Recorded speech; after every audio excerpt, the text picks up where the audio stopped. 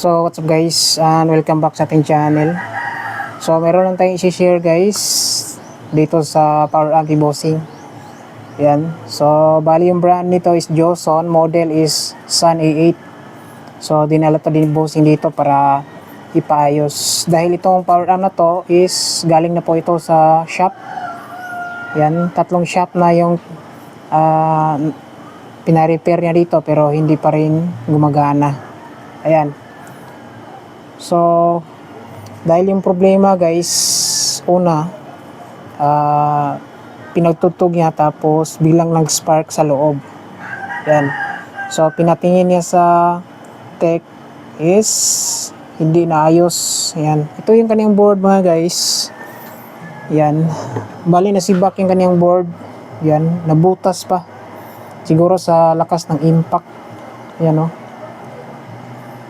Yan, ito yung circuit board ng Joson Sun A8. Yan. So, sirang-sira na yung board ito dahil dumaan na sa repair. Tapos, tinanggal yung parts, binalik. Yan. So, damage na yung circuit. So, ito pala yung guys, yung gamit nila is sa Joson ay MGL na power transistor sa output. Ayan. MGL 4281. Tapos sa kabila ay ito. MGL 4302. Ayan. Tapos 2-tier po kasi ito. Merong high voltage tapos low voltage. So dito na side ay ginagamit sa MOSFET sa low and high voltage, tapos ito yung diode. Yan. So ginamit dito guys ay same lang value sa power output. Yan dito sa high rail and low rail. Tapos yung output, pinaka-output nito guys ay meron lang po siyang 1, 2, 3, 4, 5. So 5 pairs lang yung ginamit na OPT para sa power amp. So dito na side guys, hindi po ito kasali sa OPT kasi ginagamit lang po ito sa high rail section and low rail section na supply. So bali 5 pairs lang yung ginamit na output power. So meron naman siyang fuse pero yung nag-repair ito, anong ginagawa, gina-jumper pa yung fuse. So same dito guys. Yung ibang parts dito tinanggal na. Yan, tapos yung board damage na rin oh. Kaya napag-usapan namin ni bossing na papalitan lang ng bagong circuit board. Yan. So nagkontak ako kay Joson sa mismong seller ng Joson. Sabi niya is wala siyang stock sa ngayon. Yan. So kaya humanap ako ng ibang circuit board na pwedeng-pwede sa amplifier ni bossing na yung match talaga sa kanyang supply. So ito hindi na natin magagamit. So dito, ito na yung bagong circuit board na ikakabit natin dito. Yan. So bali yung brand nito, yung ginamit natin is Drain Audio po ito. So legit po ito guys na Shopee seller. Itong Drain, name ng kanilang store is Drain Electronics. So yun ang kanilang amplifier, yung pangalan is Drain Audio.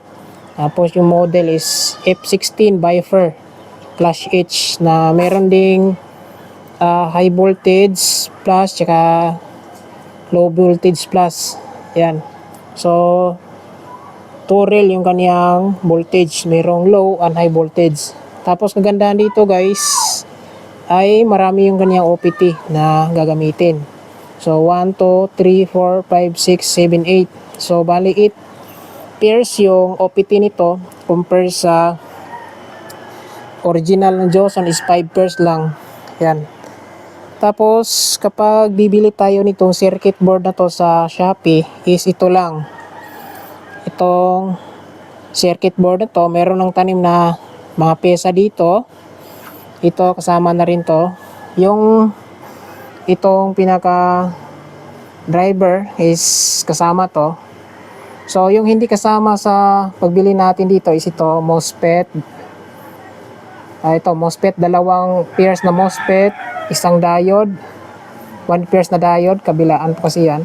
Tapos 8 pairs na NGW, hindi po to kasali sa board na pagbili natin. Tapos itong pinaka isang driver is hindi rin to kasama.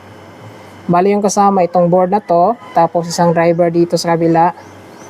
Tapos dito na side sa kabila ay itong dalawa lang yung meron. So dito na side, itong mga power transistor nito, MOSFET tsaka diode ay kinuha natin yan sa shop din nila. In-order din natin para mabuo. So pagdating ito lang, tapos kinakabitan lang natin ng OPT, diode tsaka MOSFET. Tapos wirings dito sa kaniyang supply sa relay tsaka output tsaka input. Yan lang yung gagawin natin. Bali symbol lang natin yan, i-double check, tapos ikabit sa pinaka main supply. So maganda dito guys, yung required supply nito is 120 volt AC. Yan, galing sa transformer. Samantalang itong Joson San E8 dito guys, yung transformer lang dito is 105 AC. Ayan, yung pinaka high voltage, 105 volt AC lang. So kayang-kaya i-handle dito kasi 120 volt AC yung required. So AC lang dito sa power supply natin or transformer. Yan. Tapos kaganda dito guys, full pack talaga yung nilagay natin. Dalawang MOSFET, 8 pairs na NGW, mga mamatibay na transistor. Tapos yung driver, NGW din yung kinabit natin. So itong heatsink ng original, mahaba lang. Maikli lang siya guys. Kaya dito nilagyan lang natin ng additional para sa driver. Ayan, para makasya. Tapos in-adjust natin yung blower. Yan, kasi yung blower na formation niya is nandito lang na side. So inatras natin dito. Nagbutas na ako dito guys. Tapos yung heatsink nito, hindi madali yung paggawa natin dito kasi individual natin binutasan yung heatsink para matugma dito sa mga power transistor na kakabit natin. Yan. So gamit natin na bits, yung uhas na ginamit natin sa pagbutas ito para may idea kayo. Ito yung gamit natin guys na drill bit. Yan, metal drill bit. Number nito is 7 by 64. Ito yung sukat. So pagbutas natin kasyang-kasya lang guys. Mga screw na to. So itong mga screw na to guys ay in order pa natin to kasi hindi binalik yung mga original na screw na ginamit sa original, hindi na nasa uli. So ito, nag-order pa tayo. Yan, yung iba kinalawang na. Ito kasi yung tira natin dito. Yan. Pero okay lang naman to, kinalawang kasi sa heatsink lang naman natin to nilalagay. Pero maganda guys yung makapaling board ng Drain Audio. Yan. So ito, sasalpak na natin guys. Ito, polypack na to. Yan, kikita natin polypack na po ito guys. Tapos dito, naka-polypack na din yung mga parts. So sasalpak na lang natin, tapos isa-sound check natin. Yan, pasilip muna natin guys sa laman ng San E8, 4 na blower. Bali yung hangin nito is palabas. So transformer is meron po itong 105 volt. Yan. Tapos low voltage 51 volt. Meron siyang 22 volt. So dalawang diode para sa low and high voltage.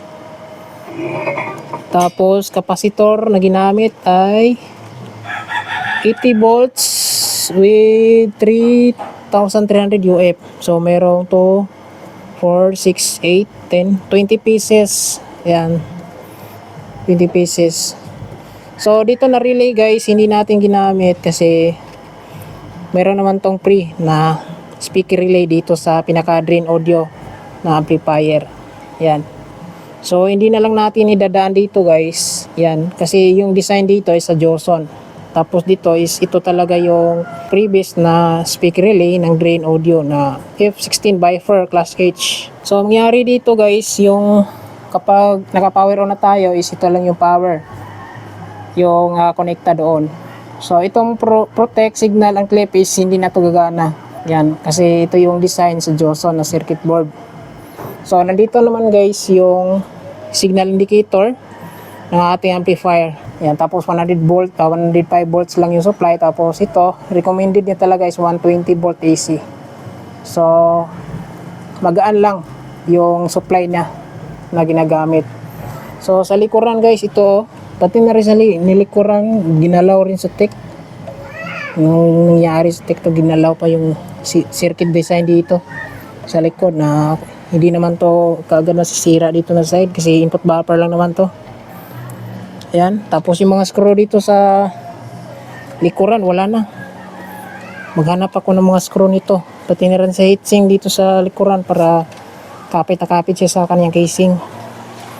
So ito guys, kakabit ko muna guys, tapos update ko kayo mamaya pag matesting na natin. So pasilap lang natin guys, dito yung positive low voltage, positive high voltage, negative high voltage, negative low voltage, tapos dito negative high voltage. Tapos ito yung ground. Yan o. So ito yung previous ng Joson. Dito lang natin transfer. Supply sa relay 22.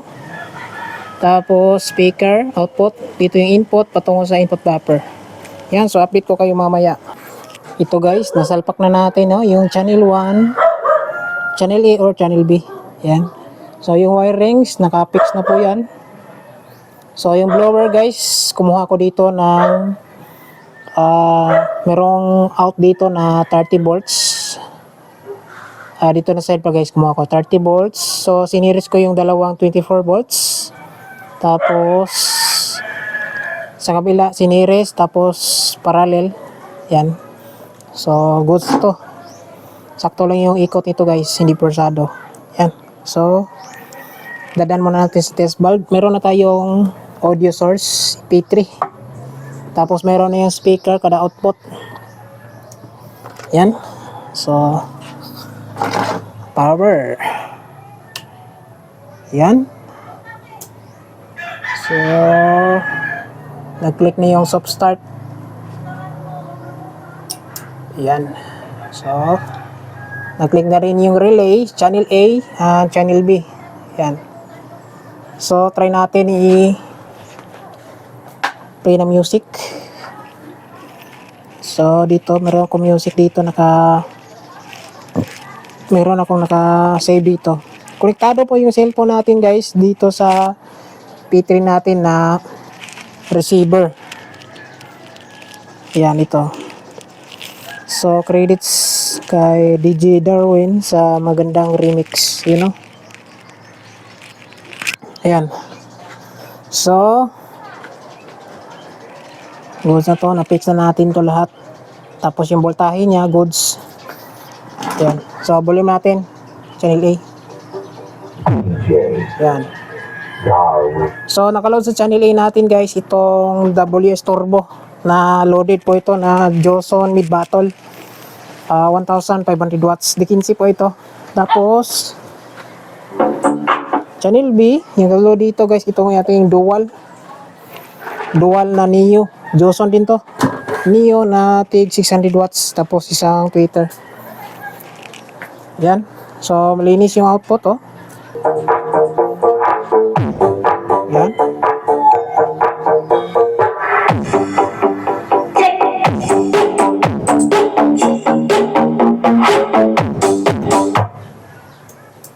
Yan, hindi kaya ng ating test bulb. Direct na natin to guys. Test bulb natin is around 100 watts lang kasi yung test bulb natin. Direct na to kasi naka-goods naman to. Yan, power natin.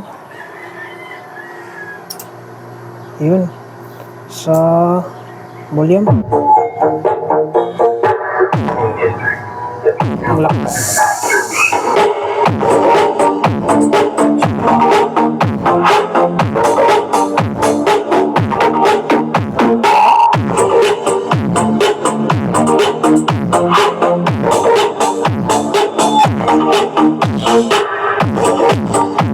Gumagalaw sa lakas.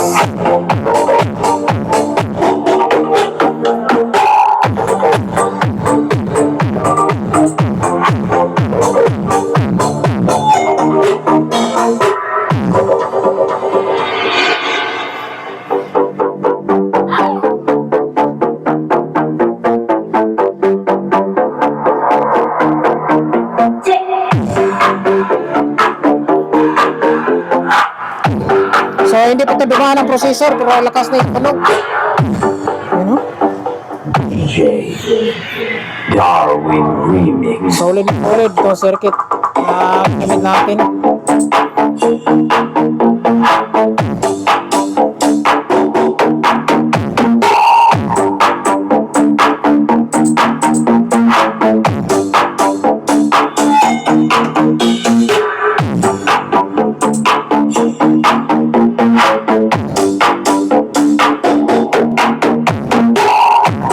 Ito yung signal guys, channel A, channel B yung green. So makikita naman natin dito